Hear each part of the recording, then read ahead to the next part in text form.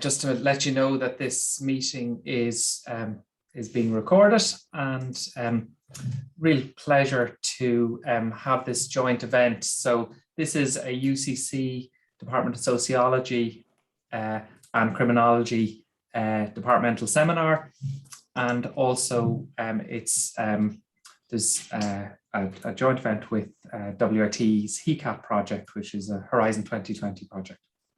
So hence, in the collegial spirit, Tom Boland has asked me to do the honours and welcome Michael.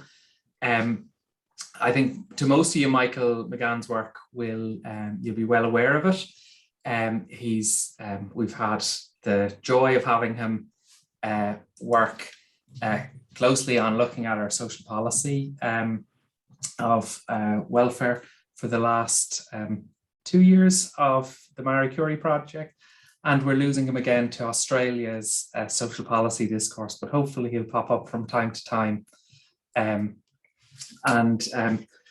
you know, support us in keeping a kind of weather eye on the Department of Social Protection from an academic perch.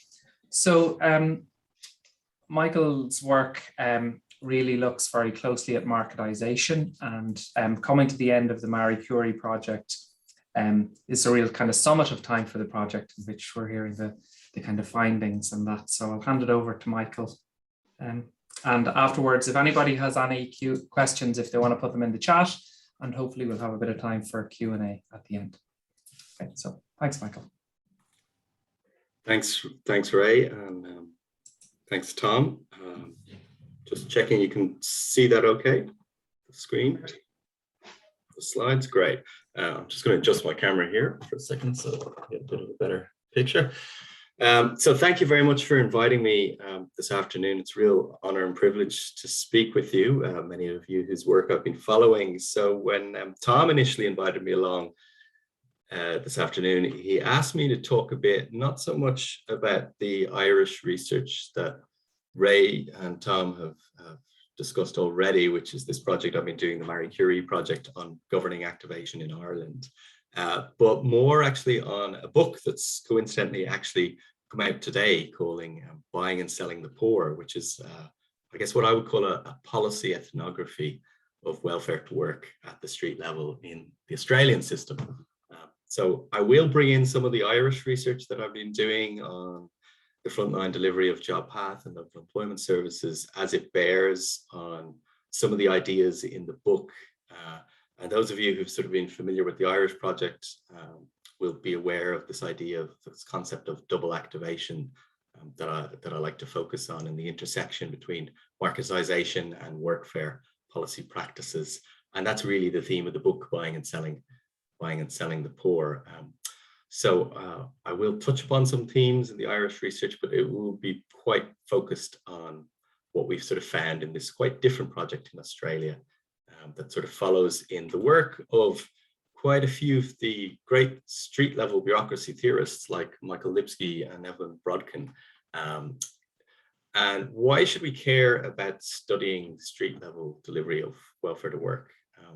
So many of you here will be familiar with the street level bureaucracy perspective and research, but for those of you who are sort of new to this or coming at this in a while, I suppose Lipsky talks about street level bureaucrats as being the people that citizens encounter the state through. And he's thinking of teachers, he's thinking of case officers in welfare offices, he's thinking of police, councillors, and people really experience the state through their encounters with street level bureaucrats who, as Lipsky describes them, are public service workers who interact directly with citizens in the course of their jobs. And the important point here is that they have substantial discretion in the execution of their work. And the reason they have this substantial discretion is because they're tasked with converting policy as written into policy as it's produced on the ground. And I'm using the metaphor here of a prism to sort of describe this translation process. Evelyn Brodkin talks about the missing middle of policy analysis, as in what goes on in the street level organizations, into bureaucracies, in intro offices, welfare offices, and the behaviors of frontline staff, and how there's a gap or there's a difference between policy as it's kind of formulated at high administrative level in regulations and in guidelines and in legal frameworks, and what actually happens on the ground, on the street. And one way you can think about this is the indeterminacy of policy. So if somebody misses a meeting, an activation review meeting at a intro office, for example, there might be grounds for not applying a payment penalty if people had a valid reason. But how would you know what is a valid reason for missing a meeting? Is it that someone in the family passed away? Does the death of a pet, for instance, count as a valid reason for missing an appointment that you were scheduled? So frontline workers are tasked with kind of making all these interpretive decisions. And for this reason, street level theorists describe frontline workers as de facto policymakers, and as policy delivery being suffused by moments of policy making, as Bernardo Zacca puts this. So this is important because it kind of eschews, street level theory eschews the distinction between politics and administration. So it collapses that. And if we're interested in studying the welfare state, where should we look? We don't look to policy as it's written, but to policy as it's practiced on the ground. But in that intersection between the case officer, between the claimant and the job seeker. And that's what street level theorists who come at the welfare state and the nexus between work and welfare try to do. But a key development since Lipsky's original work, which was in 1981, is the shift from street level bureaucracies to what Evelyn Brodkin calls street level organizations. So no longer have we got large bureaucracies under the thumb of a government agency and department under hierarchical control. Service delivery is increasingly performed by a variety of street level organizations, and these can be public agencies, these can be private agencies, these can be not-for-profit organizations, and they're organized through forms of quasi-market governance. So in quasi-markets, what makes them a quasi-market or a quasi-market is the fact that they're distinct from conventional markets for goods and services in several ways. Firstly, usually there's often only one purchaser, a government purchaser that has enormous power in steering and controlling that market and what it looks like. Also, that purchaser is a proxy purchaser. The people who are receiving the services, in this case, welfare to work, it's job seekers, aren't actually purchasing services directly. They're mostly sent to services that have been purchased on their behalf by the government, and they have no choice or say in the matter of that. So it's not being driven by consumer purchasing power, but by the state.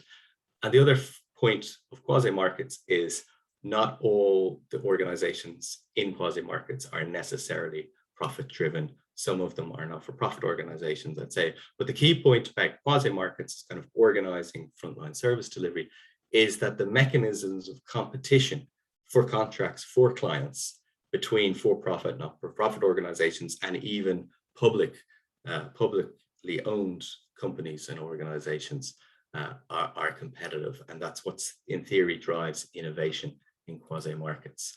And now we have a quasi-market in Ireland that I've been studying, and obviously as part of my Marie Curie project, and that's JobPath, which many of you here will be familiar with in Ireland. And we, of course, have what I like to call a mixed economy of activation in Ireland, because we have obviously the public intro service, we have a suite of community employment services, whether that be local employment services, job clubs, or the employability support services for people with disability or illness. And then we've got this quasi-market that's been added in or kind of bootstrapped onto Ireland's mixed economy of activation. And this is a really interesting case study for researching and understanding how the marketization of welfare to work changes policy delivery, because we've got the kind of coexistence of parallel programs delivered under alternative governance models. But of course, as those of you who've been following the news recently will know that the community component of the mixed economy is currently in the process itself of being marketized, which will unfold kind of over the next 6 months or so. And that's, there was a motion in the Dáil last night to actually kind of halt and suspend that procurement process. So we'll have to see how that plays out over the coming weeks and months. But I like to think of Australia as being the kind of Harvey Norman of quasi-markets. You know, Harvey Norman is this kind of big white goods retailer that kind of came in and disrupted the field and kind of set a new way for selling goods at discount prices on large kind of scale. And Australia too is the, if Ireland's the late marketizer, Australia is the pioneering marketizer. It's the only country in the world thus far to have entirely privatized its welfare to work services, its public employment services. And this unfolded over a period of 25 years, beginning with Working Nation in the early 1990s, where what happened was you had the Commonwealth Employment Service, which was state-owned, and that continued to provide case management services for the short-term unemployed, a bit like what's happening here, and a Labour government contracted out long-term case management services for the long-term unemployed to about 300 providers, put them into competition. Then when the Howard government came into power in the late 1990s, it decided to move to a fully competitive tendering model. Effectively, what it did was it put the Commonwealth Employment Service in competition with the not-for-profit and for-profit providers to win contracts to deliver the job network. And this came about at the same time as Australia introduced new obligations for job seekers, particularly work for the dole requirements, which we're going to talk about quite a bit today. So there's kind of two periods of the job network, which goes from 1998 to 2009 altogether, initially starting with full tendering, where you still have the Commonwealth Employment Service delivering some of the contracts. It's a black box approach where effectively the government's saying, we don't care how you deliver services, we're just going to pay you on the basis of outcomes. That led to a whole series of problems around creaming and parking job seekers and around fraud. And consequently, from 2003 onwards, it moved to a form of hard contracting and what Fleming Larson calls re-bureaucratization, where there's far greater steering of providers' behavior by the government through the mechanisms of the contract, to the conditions of the contract. Also, the Commonwealth Employment Service ceases to exist at this point, and it's priced out of the market by the for-profit and not-for-profit providers who win all the contracts. And then there's also introduced a star rating system for managing, for sort of publicly signaling to job seekers what the performance of each office and each site is like. And I mentioned that at the in Working Nation, there was 300 providers. By the end of Job Network, there was only 100 employment services providers left in the market. Then there was a Labour government under Kevin Rudd introduced a new quasi-market called Job Services Australia. I won't talk much about that now, but we'll move on to Job Active, which is the current one, which was introduced by the Abbott government in 2015. And you can sort of see here from this, how I've been talking here, why my colleague Mark Constantine talks about marketisation in Australia as the reform that never ends. They're constantly revising the market design to correct for policy implementation challenges that they observe providers adapting to in response to some of the incentives in the contract model. So with the Job Active system, it becomes increasingly commercialized in the sense that for-profit providers take a greater share of the market in comparison to other contract periods of the contracting in Australia. And it's increasingly what I call financialized discretion, in that it's heavily payment by results, trying to move back to the sort of black box contracting model that characterized Australia in the late 90s and early 2000. And it's moved towards larger contracts. Instead of 110 employment regions under Job Services Australia, there's only 52, because it makes the transaction costs easier to manage for the department. And consequently, only 44 providers are left, and a very large number of them are for profits, as I said. Just to kind of fill in a bit of the details about the practice of the Australian system, because this is kind of important to know for what I'll be talking about in a moment. When people go to claim job seeking payments, they're initially assessed by the Benefits Administration Agency, which is Centrelink. And then they're allocated into one of three streams in Job Active, either Job A, Stream A, Stream B, or Stream C. And Stream C is what you would say the hardest to help cohort, the people who have the most significant barriers to employment. And what stream people are allocated into matters because it determines what their mutual obligations requirements are, but it also determines what the outcome payments that providers earn are. So as you can see here on this chart here, the level of payment that providers get for placing people into work varies by the stream clients are in, but also varies by duration of unemployment.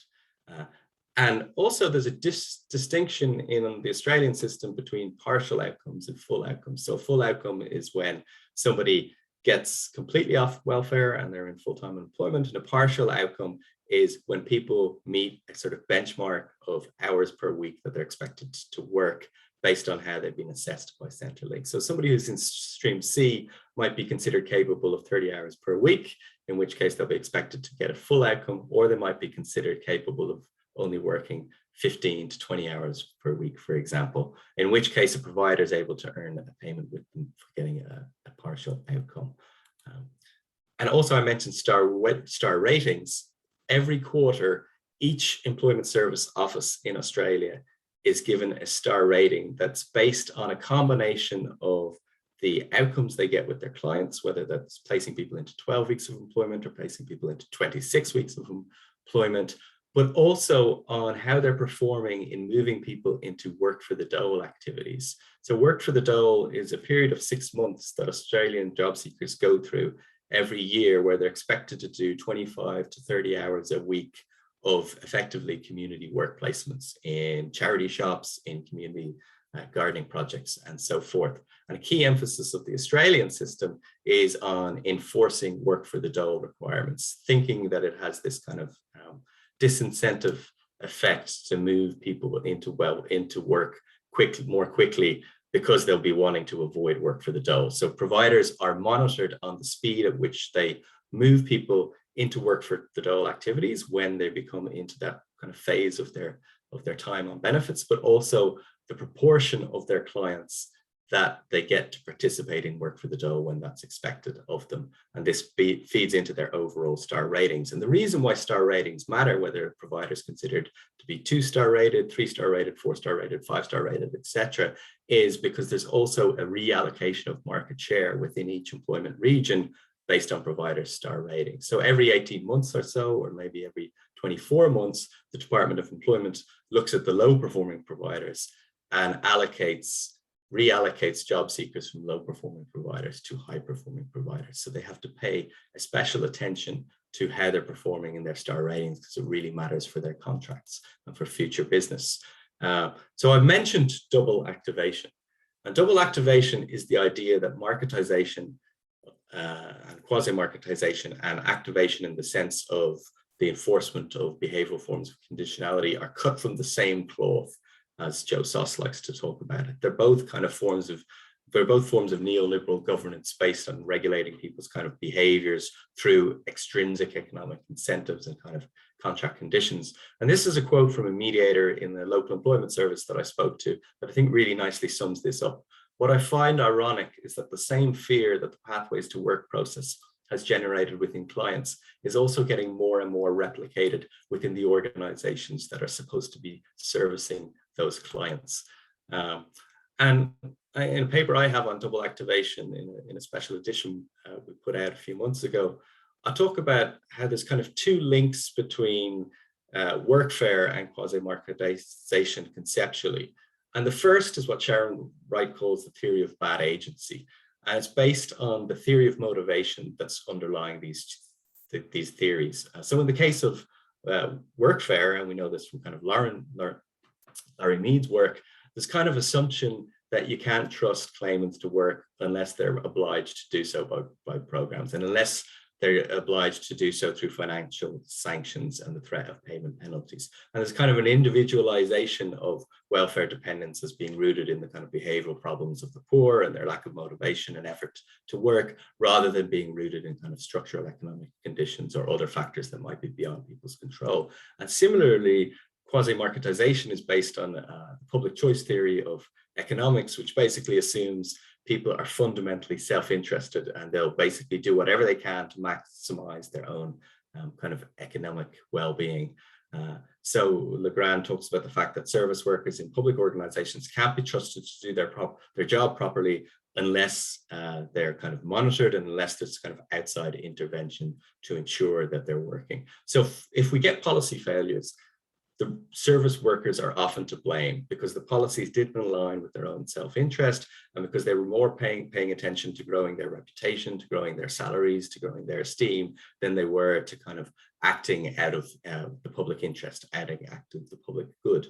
And while this hasn't been considered a driving force in Irish policy, in Irish public management, I think there's elements of this kind of public choice theory creeping through the kind of public service reform agenda since 2011.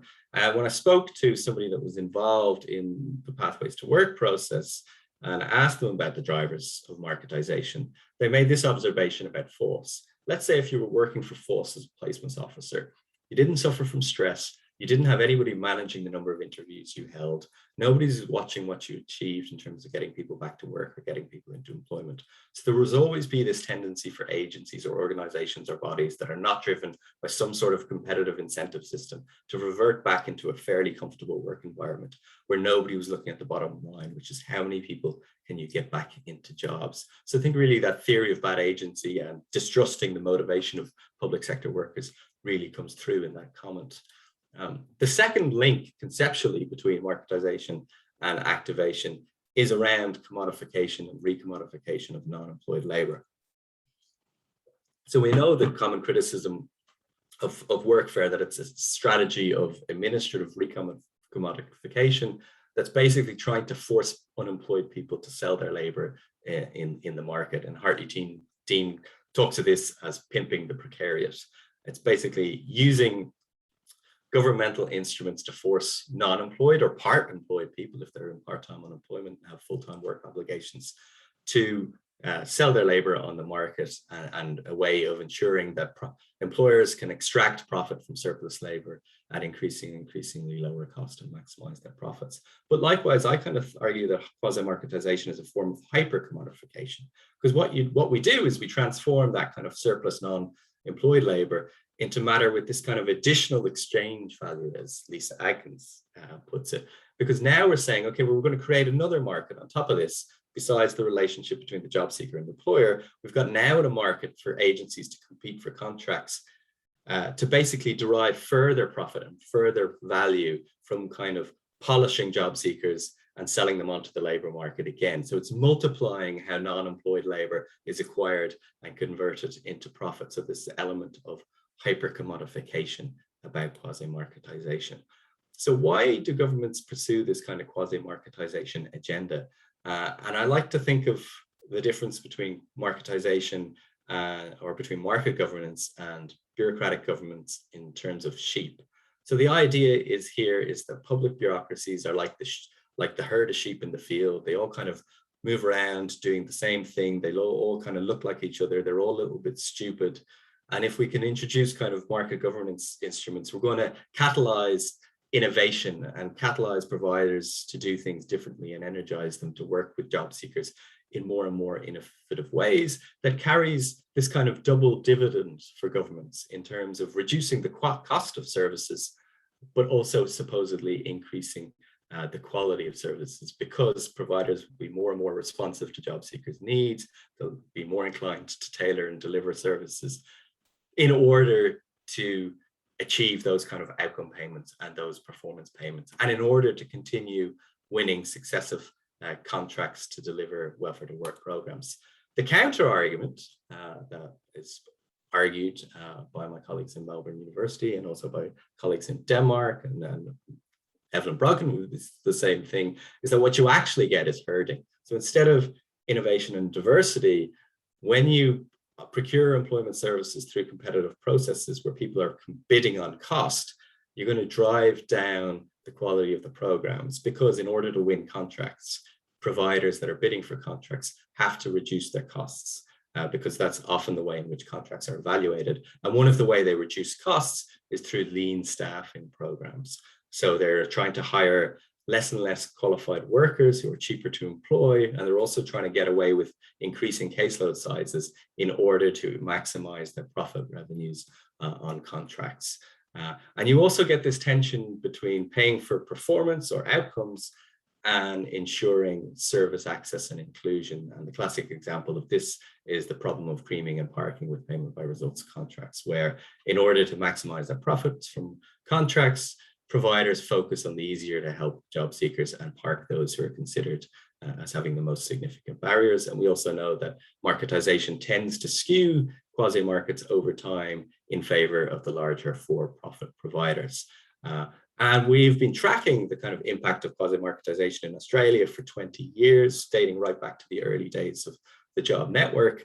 And what we see very much is this kind of emphasis on lean staffing and kind of routinization rather than innovation and flexibility. So we see that the age profile of the workers has come down quite significantly. Their qualification levels have reduced quite significantly. So compared with 20 years ago, far fewer frontline staff have the university degrees.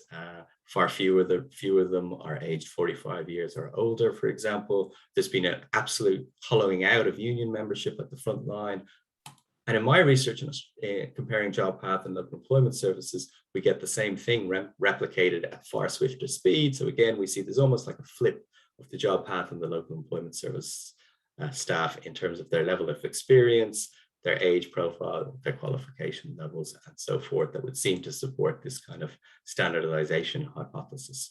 And what we also see from the survey research we've done on frontline staff is increasingly steering frontline delivery through supervised discretion, which is about tighter control of labor autonomy, and also routinized discretion, which is about increasing reliance on computer systems, on standardized decision-making protocols in order to decide how to work with clients and with job seekers. And routinized discretion is significant because when you routinize discretion, you can de-skill the frontline staff, because the more and more of case management processes that get shifted onto computers, that get shifted onto standardized decision protocols, the less need there is to hire workers who have extensive experience in social work or in community development and so forth. And what we also see in the Australian system is herding around work-first model of delivery, where increasingly there's nothing to distinguish the for-profit and the not-for-profit providers left in the market. And in our survey research, we generally ask, in the Australian example, about 110 questions in the survey. And on 90% of the items, there are no statistically significant responses remaining between respondents, whether they work for a for-profit provider or a not-for-profit provider. And that's become more and more of the case over the years that we've done that. So now to come on to buying and selling the poor. What this book is about, it's quite different from the survey research. It started out as being about, okay, what might actually work with helping the harder to help, with that Stream C caseload that I've mentioned, which traditionally has been the kind of Achilles heel of the Australian employment services system. So only 20% of Stream C clients achieve employment after 3 months of participating in employment services. That doesn't mean that they move off welfare. It just means that they're in a job after 3 months of participating in employment services. But of those that start jobs, only 1 in 5 sustain employment for 26 weeks or more. And so the outcome rates are much lower than amongst the kind of overall cohort of job seekers.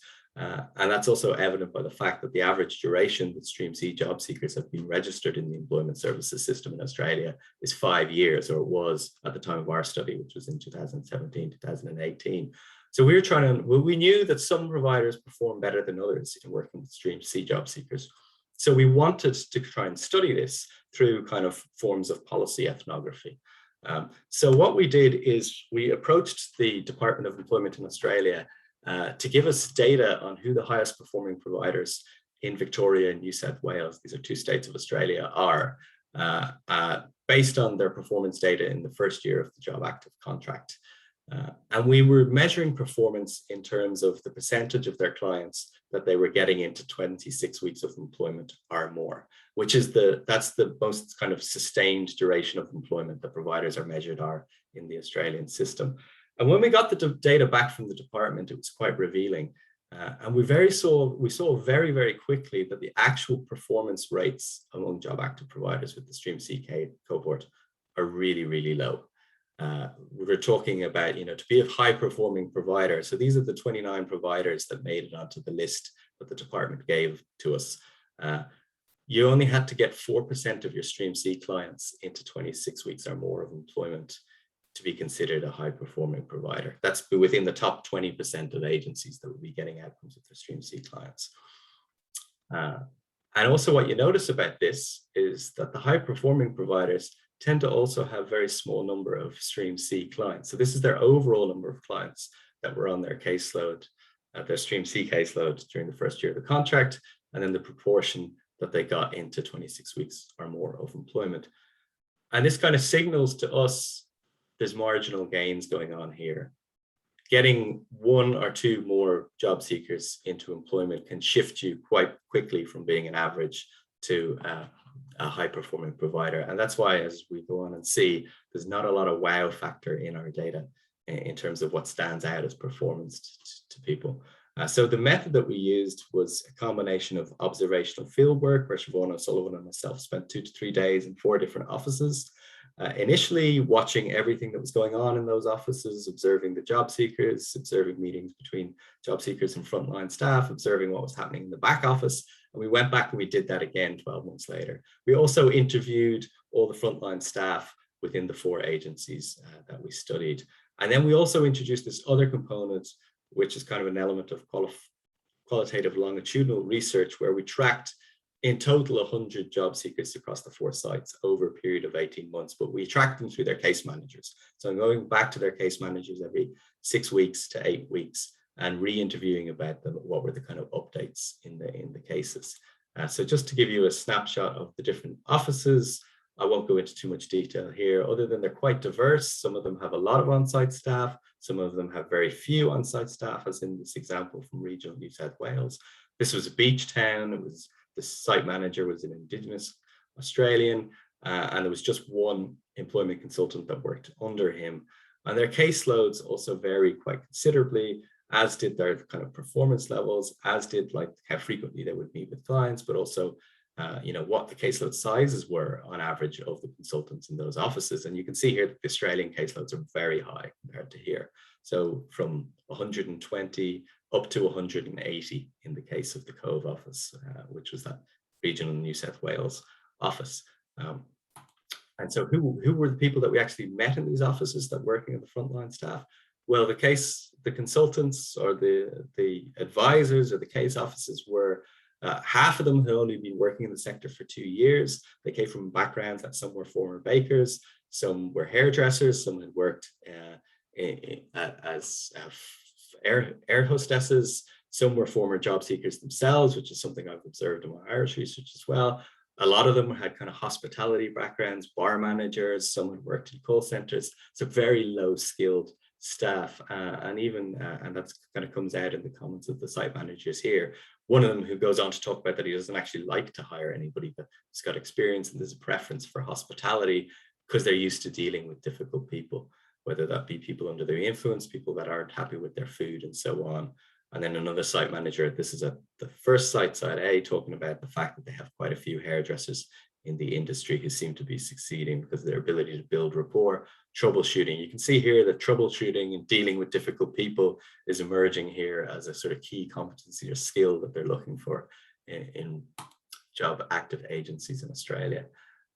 So in terms of our findings, which we talk about in the book, one of the things we noticed very clearly in all of the offices that we studied was the gender bias in the delivery of welfare work. This is not only the fact that predominantly 90% or so of the staff that work in Australian Employment Services are women, but the types of jobs that they refer clients to are very gendered and very and kind of perpetuate and reproduce gender differences and gender divisions in the labor market. So women were kind of predominantly channeled into what you might call stereotypical women jobs. That's cleaners, working as, working in aged care as personal care attendants, working in hotels, changing linen and so forth.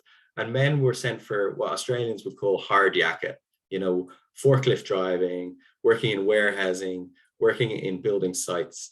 And this is connected to what Kate Hupak calls the idea of gender capital at work, where different kind of labor market fields seem to privilege particular gendered bodies and disposition. So there's an assumption that you kind of need this kind of masculine body capital to drive a forklift or to work in warehouses.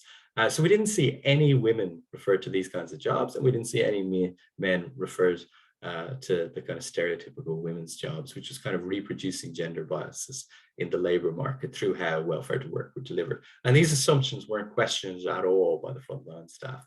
But we also see in the overall jobs active system that there seems to be systematic discrimination against women, partly, I would suggest, through the types of jobs that providers are trying to place their clients into, which tend to be more of the hijacker masculine jobs. So women account for over 50% of the job active caseload altogether, but only 50% of the placements, and only 44% of the job seekers that are assisted through employment deployment fund. This is a quantity of money that providers have to pay for work clothes, interview clothes, and so forth, are women, so they're underrepresented in that.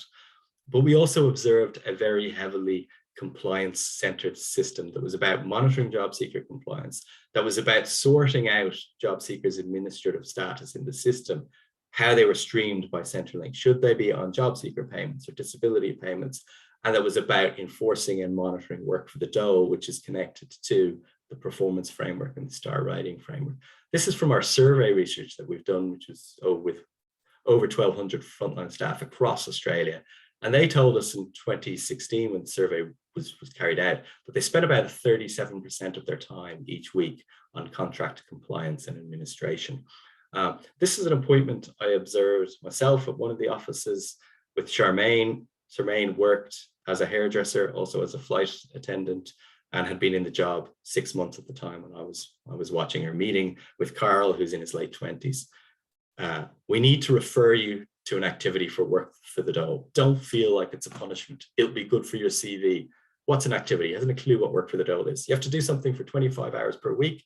He was in training before that covered that, but the department wants you to be doing something. Notice the language that she's using here towards Carl. They don't want you to be just sitting at home on the lounge. What are the assumptions embedded in this? They don't want you getting gaps in your CV.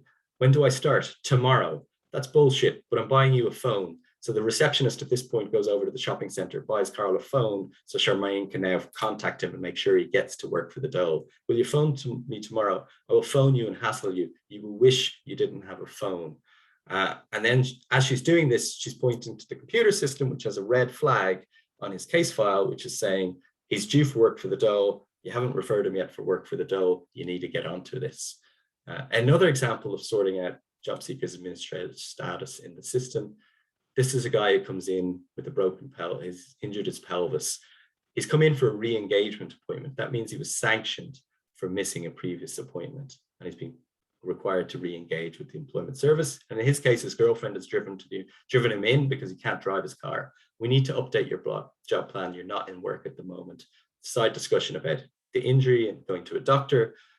Then Charmaine starts encouraging him that he needs to go to the doctor, call the ambulance. Then his girlfriend suggests that she'll take him after it, more and more about his injury. But then she apologizes that she still has to return to that administrative compliance issue of the fact that she has to update his job plan. You know, you've got to work to look at the performance here, yada, yada. If you get an exemption in this afternoon, what she's trying to get him to do is go to Centrelink to get an exemption from his mutual obligations. So he no longer has to attend his appointments, but yet they still have to go through this performance of agreeing of a job plan. But until you get your exemption in, we have to pretend, and she's very explicit, you know the drill, you have to look for work, yada, yada, yada. And then he goes, so now I can go to Centrelink and report, this is to get his payments back on.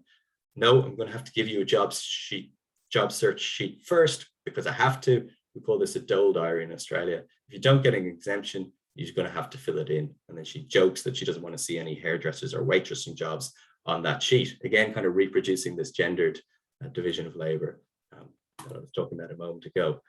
And then in this very disheartening example was somebody who was on job seeking payments with a 10-week-old baby because of an administrative glitch in the system that hadn't transferred her onto a parenting payment yet. And the case officer, Amelia here, is telling me about this and the fact that in this particular job seeker, Naladi is her name, it's a pseudonym, I should say, is in work for the dole. So she's going against Amelia's stat.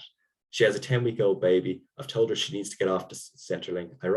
Had to write her with a compliment slip to help her out. She said that she wanted to get into that she went into Centrelink and they said she was on the right payments, but that's not true. Her little baby was sick last time. I was just like, go to Centrelink, sort this out, get yourself on an exemption, a medical personal crisis exemption, because you're due for an annual activity requirement and you're going against my work for the dole stats. You're supposed to be in work for the dole, and this is a problem. And work for the dole is a key focus of how they're delivering the contract, and it accounts for 20% of agencies' star ratings. And this issue of exemptions was what I would suggest a paradox of double activation. In fact, we saw about almost a third of the job seekers that we followed were suspended or exempted from their mutual obligations at some point over the course of our study. And this was because case officers saw this as a way to buy people time, to get them off having to do their mutual obligations. But the benefit for the frontline staff was that this also stopped the clock on their obligations to perform work for the dole and kind of protected their KPIs and protected their performance stats. But another very clear observation was there was one side in particular which was very workfare orientated. These are comments from the consultants. We bring them in very often for what I call tree shaking activities. This is a common term in Australia. Basically, you mix up their appointments, you mess them around, you make sure that they have to come in 2-3 times a week to do job searches on the computers. You tweak the times that they have to do this in the hope that they'll declare that they've got cash in hand work. So we bring them in very often, and if they can't handle it, they'll go somewhere else.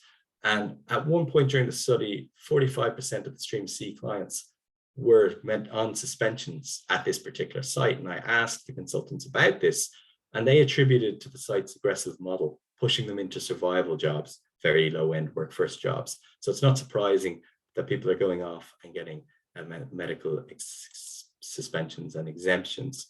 And then just to finish off with a kind of another paradox that we observed was what we call the category game, that we saw this very frequently, and there were different types. So I mentioned before about how Centrelink streams job seekers and refers them in to job active in different streams, A, B, or C, that carry implications for their mutual obligations, but also carry implications for the performance payments that providers earn. And what we saw at all of the sites was a heavy emphasis on contesting how clients were streamed, trying to get their work capacity obligations reduced. So trying to get somebody down from full-time employment to part-time work obligations, because that made getting an employment outcome easier to achieve, but also trying to upstream them from A into stream B or stream C, because obviously they'll get higher payments if they do that, but also potentially getting them upstreamed altogether out of the system and into the disability employment services system. And we saw this very extensively at all sites.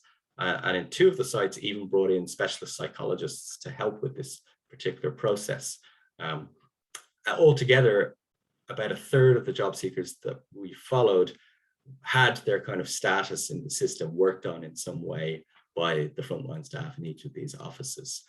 So reducing work capacities is about trying to get somebody down from full-time to part-time work obligations. And often because these people already have part-time jobs, but they can't claim those part-time jobs because they've got full-time work obligations. So instead, the focus is on reducing their work obligations to part-time so that those jobs become outcomes for the agencies. So the agencies in this case are earning payments for placing job seekers into jobs they already have, not into jobs that weren't there in the first place. And then upstreaming has these 2 cases of getting people from A into stream B or into stream C, but also about disability employment services as an alternative to job active, often because there was a view that the job seekers in this case were not serviceable whatsoever. They had too much going on in their lives. They were just too hard to help. So they needed to get them off their caseload. But double activation feeds clearly into these performance maneuvers, because the performance targets that staff are measured and monitored by, and in some cases rewarded on the basis of, create incentives for staff to engage in this behavior. So one way we can see this is this issue of getting people off their caseload into disability employment services. One of the consultants talks to me about how the fact that her her job placements are measured on her overall caseload size. So if she can reduce the size of her caseload, she reduces the number of job placements she has to achieve in order to get, in her case, performance bonuses, because there was a $1,000 per quarter bonus if she met her targets, but also she potentially got an additional $500 per quarter if the site got 4 stars or above. But they could only get that site bonus if they needed their individual employment targets. And what this is clearly showing is performance indicators do more than just measure what people do. They encourage workers to do different things and to change their behaviors. And in these examples of category games and getting people suspended from their mutual obligations, the kind of paradoxical element of this approach is that double activation works against first order job seeker activation in this particular instance, because it incentivizes practices that are basically about reducing the commodification of claimants' labor. And this, to finish off, I think really highlights the disjuncture that Brodkin talks about between policy as written and policy as produced, and how what's written on the tin isn't often what's inside, which is why we need to study more about the street level delivery of welfare work. So watch this space. I just want to flag there's another book coming in a couple of years' time on the marketisation of welfare to work in Ireland, and a kind of street level study here. And then if you're interested in the buying and selling the poor book, that's the link there that you can see to get that. So I'll finish there and take any questions. Thanks, Emil, for that really kind of dystopian presentation on the Australian experience. And of course, the Irish experience, like, we like to think of it as being far away and, you know, as you said, a pioneer, yet it's remarkably familiar. We perhaps don't have the terminology that has evolved in the Australian discourse to kind of explain this double activation, as you put it. But very much the practices are similar. We're not too far away from this. And I think when you were presenting it and thinking of Tom and my work on Job Path particularly, how quickly the high skill unionized government caseworking has become transformed by private ears. So I'll invite any questions from the floor there, and I see Tom has his hand up. If you want to turn on your camera, Tom, if you. Yeah, I mean, you assume it's a question, but really I just wanted to apologize. It's like I was late for my welfare and work review. No, I got stuck, and sorry for missing the first a few minutes of that, Michael. Although I got the whole presentation, and it's really fascinating and Kafkaesque, and it would remind you of The Wire and all these kind of things as well.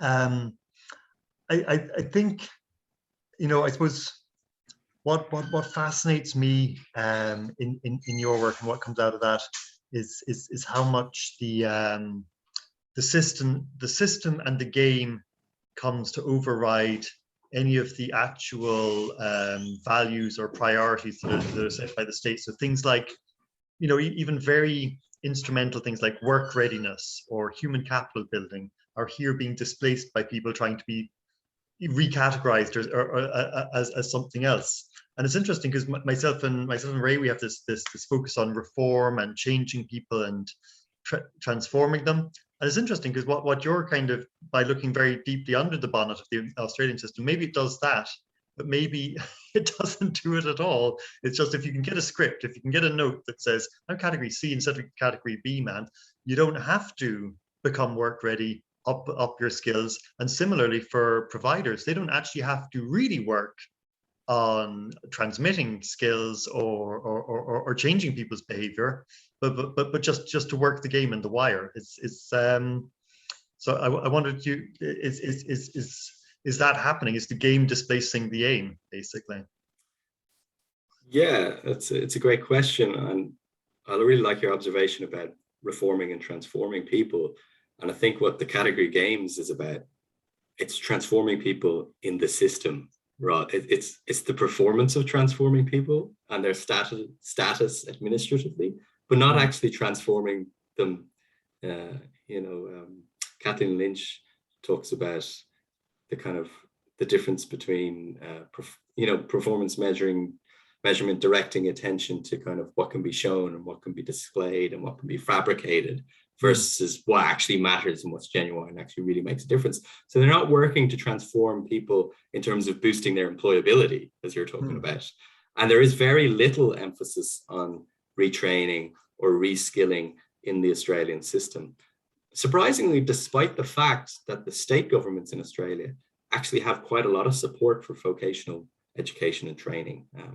There's like quite a decent vocational education sector in Australia that can be tapped into, but it is very much geared towards job search training, towards CV, and we see this here too with Job Path from the interviews I've been doing recently, in your work as well, and Joe Whelan's work, and Philip Finn's work, that it's about these kind of tree shaking activities, these kind of polishing activities. About training is about interview skills, CV writing workshops, not about equipping people with kind of different kind of vocational skills that they could actually trade in the labor market that might actually lead to longer term career progression.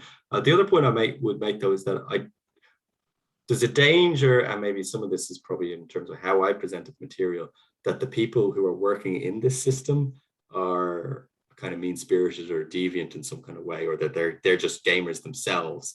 But it's also because they are being tied, their hands are being tied by the system, by the performance frameworks in which they have to deliver these contracts.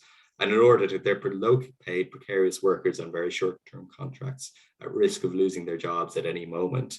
So they have to ensure that the site stays 5-star rated or 4-star rated, which means paying attention to work for the dough, which means trying to do whatever they can to get somebody into a 26-week job placement. And whether that's finding a labor hire agency that's going to be willing to cycle a job seeker through 1 month working for this person and 1 month working for that person and another month working for that person to build up 26 weeks of cumulative employment, that's kind of what they'll have to do.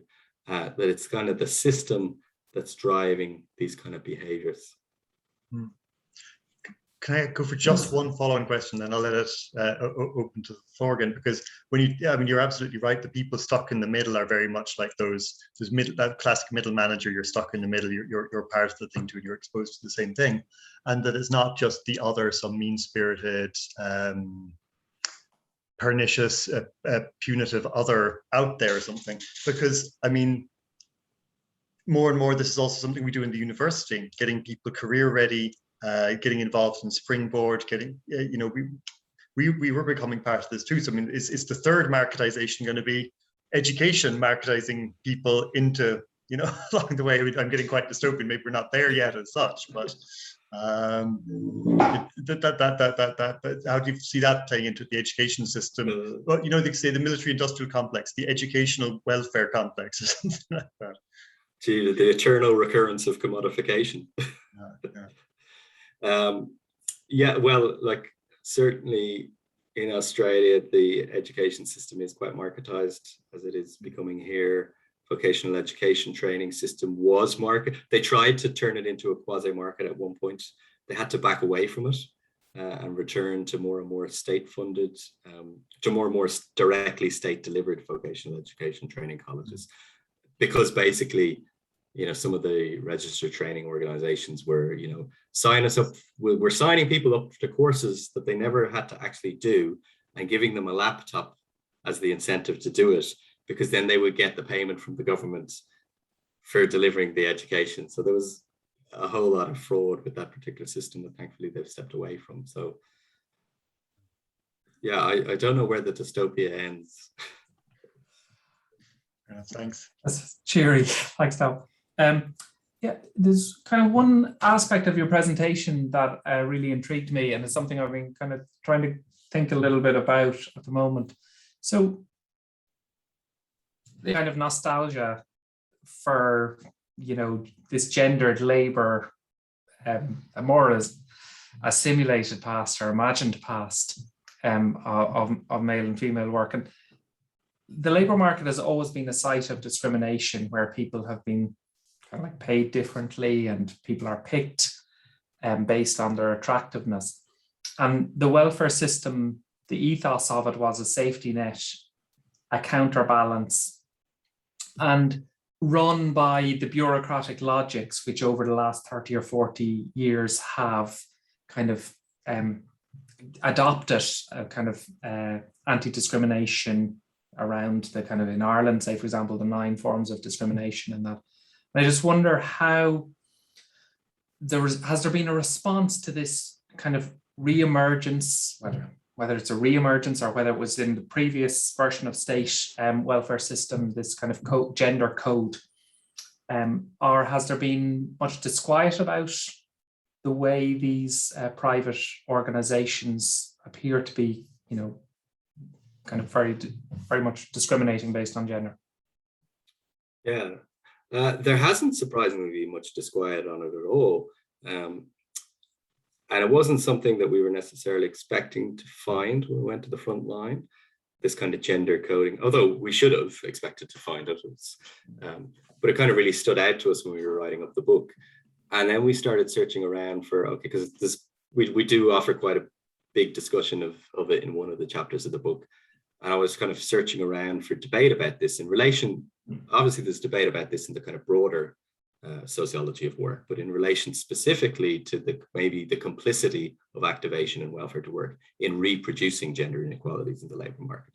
Because so Joe Ingold has written a little bit about this in that, especially in the kind of third way movement of the Tony Blair, the Labour government, this idea that employability approaches in welfare to work programs would kind of emancipate and empower women and overcome sort of their exclusion and inequality from work. And she was making the point that, well, we actually don't really know enough about how these programs are being implemented in practice and whether they're being implemented in ways that are reproducing those kind of inequalities. But there was very little commentary about that to date in Australia, except for one.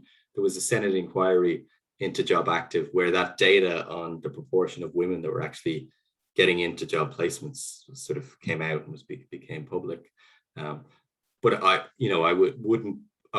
wouldn't necessarily assume that that's just private agencies that are reproducing that. I would assume that the Commonwealth Employment Service would have been equally guilty of, taking the low-hanging fruit approach of if we're measured on performance targets, and you would expect this to be replicated if you subjected Intro to the same sort of performance targets that job path providers are subject to.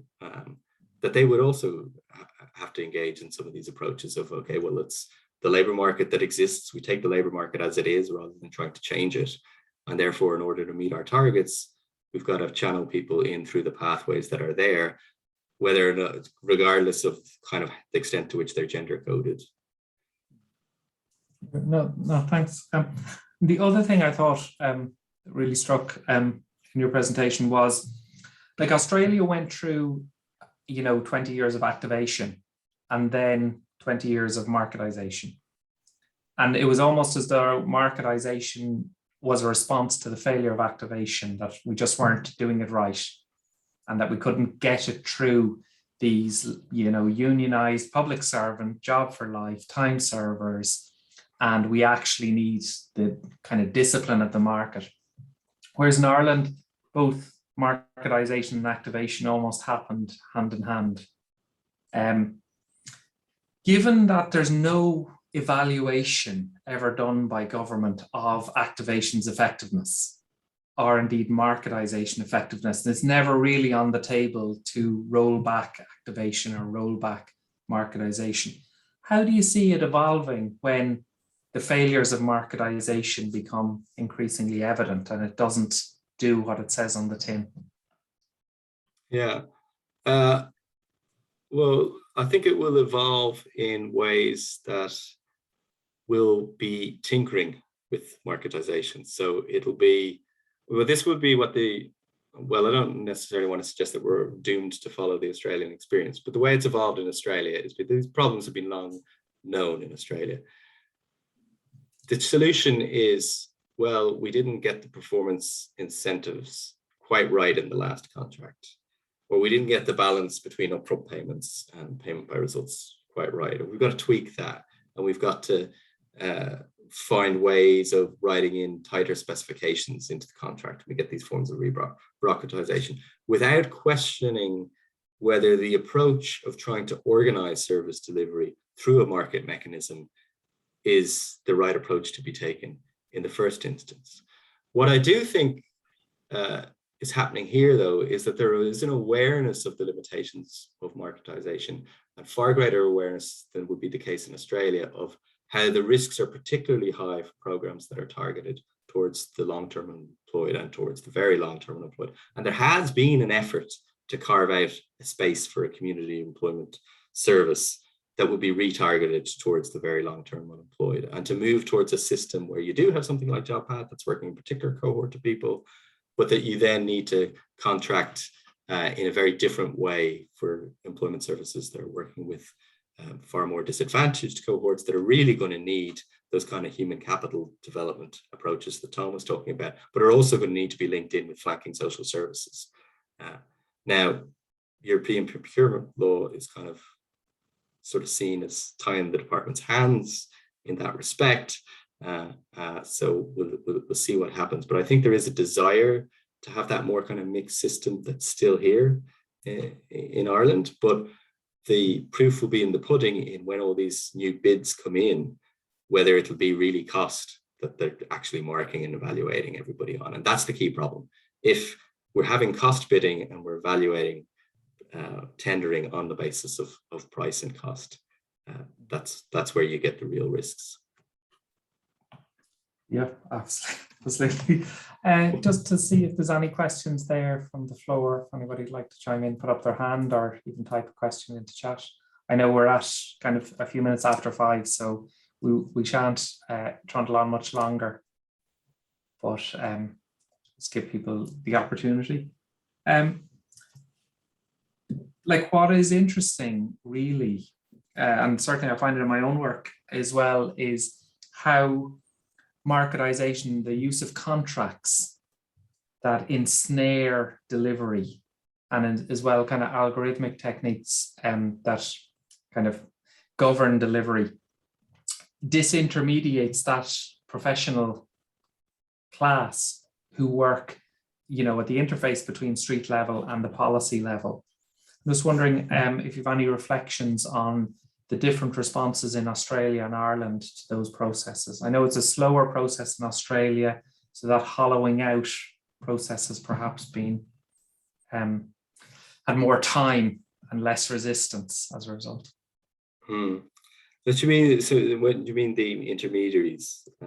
Well, so like between politics and the top level of Department of Social Protection, which organise the which code the computer systems, govern the policy, design sanctioning protocols, and increasingly do that in hard code it into legal contracts, which you gave wonderful performance of people doing things they knew were wrong, but they had to go through the motion for a contract that lives in another room and is just a bit of paper. So that kind of ensnarement between the frontline public servants who are delivering service either in private organizations or public organizations and the politics, like there's a hierarchy of public servants between those two traditionally that would often, you know, in common new public management discourses would be, you know, slow moving, unionized, conservative, frustrating political ambitions. The kind of Sir Humphreys that box in the politics. So my experience of, so we would go up to those public servants quite a bit in camera and talk to them, deliver presentations about the work and so forth, is that they wouldn't be very, they're kind of an executive managerial class in the Australian bureaucracy that have been, like, new public management has been around in Australia since the 80s, along with New Zealand and the UK and the US. It's one of the pioneers of it. So that this kind of, you know, the kind of Westminster bureaucrat that's kind of wedded to the public good, kind of classic separated out from the political system is a kind of legacy in the past in the Australian system. So there's not a lot of resistance to the ideas from the sphere of politics, and particularly from the sphere of the Liberal Party. And that's one of the, like, there is quite a large ideological underpinning driving this in the Australian system that is not evident yet as much here, in this idea that, well, people on welfare are fundamentally dough-bludgers. You need to be disciplined and punished at every available opportunity. That's a very common view you'll find in the Australian system. And politically, it's good to be seen as being hard on the unemployed to get votes. There's not a lot of resistance to that idea, unfortunately, from the civil service in the Australian system. What is different is that the approach to actually designing the quasi-market would be a bit more consultative with the actual market providers themselves in the Australian system. So instead of the department sort of formulating what the design of the next iteration of the market will be, it will engage in consulting the job active providers, particularly the larger organizations. And part of that is because there's a spillover from the bureaucracy to the providers. So people that formerly were assessing and evaluating contracts, you'll increasingly find are actually now managing directors of employment services agencies as well. So there's a lot of overlap and kind of socialization between the two. Indeed, like I think that's a reflection definitely in Ireland of how there's curious incentives in that kind of the black box of contracting these services. So we've gone over time, but thanks a mil for everybody for staying with us. And thank you very much to Michael. I think you're an enormous loss to the Irish system, but we look forward to keeping tabs on your work for the University of Melbourne, and just say thank you very, very much for joining us today. Tom, if you want to say something there. I just wanted to come in to say thanks very much, and there was enough in that for a book or two, and very much looking forward to the Irish case, because you know, it really is fascinating work, and it'd be great to see ourselves in that very harsh light of that mirror. So I look forward to that. Thanks very much, Michael and Ray, for chairing. Thank you both. Thanks, everyone. Thanks, Mel, everybody.